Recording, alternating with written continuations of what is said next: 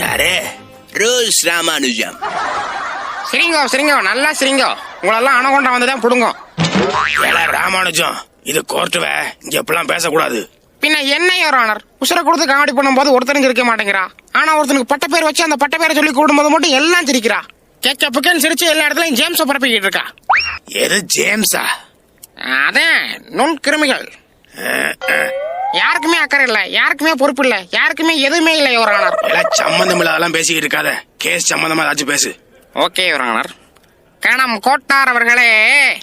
செத்த முதி எத்தனை தடவை சொல்றது? எப்ப பார்த்தாலும் கோட்டாருன்னு சொல்லுத. ஒன்னு ஐயான்னு சொல்லு, இல்ல நீதிபதினு சொல்லு. சரிங்க, உங்களுக்கு வேண்டாம் எனக்கு வேண்டாம். ஸ்டைலா நீதினு கூப்பிடவா? இத கோர்ட்டு நினைச்சியா இல்ல மனப்பாறை மாட்டுச்சுன்னு நினைச்சியா? ஏன் டவாலி அவனை புடிச்சு வெளில தள்ளுவேன்? இல்ல கோச்சுக்காதீங்க யுவர் ஆனர், நான் சொல்ல வேண்டியது சொல்லிடுறேன். சி இஸ் மை கட்சிக்காரர் மிஸ்ஸஸ் மூணுசாந்தி. ஏது மூணுசாந்தியா? ஆமா, அதான் இவங்க பேரு. அதாவது உங்க ஐயா அப்பாவோட எக்ஸ்லவர் பேரு சாந்தி. அவங்க ஞாபகார்த்தமா தன்னோட குழந்தைகளுக்கெல்லாம் சாந்தின்னு பேர் வைக்கணும்னு ஆசைப்பட்டாரு. அதனால தனக்கு பிறந்த முதல் குழந்தைக்கு 1 சாந்தின்னு, 2ஆவதா பிறந்த குழந்தைக்கு 2 சாந்தின்னு, 3ஆவதா பிறந்த எனது கட்சிக்காரருக்கு 3 சாந்தின்னு பேர் வச்சாரு. மொத்தம் அவங்க வீட்டுல 8 சாந்தி, ஒரு ஆம்பளை சாந்தி. எது ஆம்பளை சாந்தியா? ஆமா, கடைசியா பிறந்தது ஆம்பளை பிள்ளை, அதனால ஆம்பளை சாந்தின்னு பேர் வச்சாரு. என்ன குடும்பம்ல இதெல்லாம்? சரி, மேல சொல்லும். ஆக எனது கட்சிக்காரர் திருமதி மூணுசாந்தி அவர்கள் ஒரு வாடகை வீட்டுல குடியிருக்காங்க யுவர் ஆனர். ஆனா அந்த வீட்டோட ஓனர் ஒரு குறிப்பிட்ட டியூரேஷன்ல வாடகை கூட எக்ஸ்ட்ரா 10 ரூபா வாங்குறதா இவங்க சொல்றாங்க யுவர் ஆனர். சரி, அவன் வாங்கிட்டு போட்டு உனக்கு என்ன?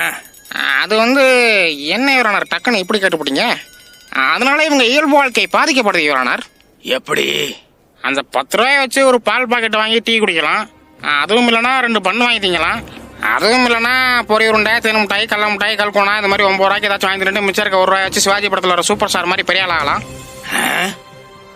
சரிடா, அதுக்கு இப்ப என்ன? அந்த வீட்டு ஓனர் தண்டிக்கப்படணும் யுவர் ஆனர். 10 ரூபா வீட்டு வாடகை அதிகமாக்குனதுனால அந்த வீட்டு ஓனருக்கு இபிகோ 1330 படி மாறான தண்டனை விதிக்குமாறு. 1330? ஏல ஆக்கங்கட்ட கூவ என்னல சொல்லுத?